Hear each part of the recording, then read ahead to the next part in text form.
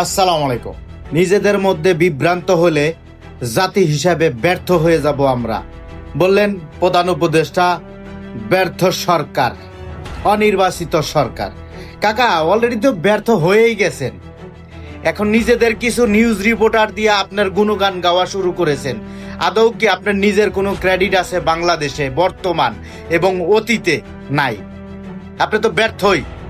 জুলাই সনদকে ধরে রাখার জন্য আপনি বহুত চেষ্টা করতেছেন, কিন্তু আদৌ সম্ভব না। ৭১ থাকবে, আপনি থাকবেন না। মুক্তিযোদ্ধা থাকবে, আপনি থাকবেন না। আওয়ামী লীগ থাকবে, আপনি থাকবেন না। শুধু সময়ের একটু অপেক্ষা।